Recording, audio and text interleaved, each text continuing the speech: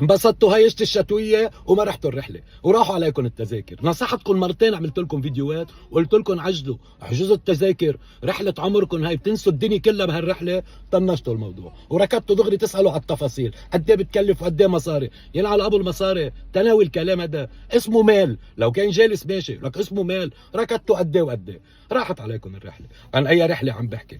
حقلكم الرحله اللي كانوا عاملينها وكلاء السكه الحديد بتلف 12 دوله ب 20 مدينه، من فانكوفر لجبال روكي لكاسبير اسكتلندا روما. رحله كانت رحله، واهمها قطارات 5 نجوم باكلاتك بشرباتك بكل اغراضك.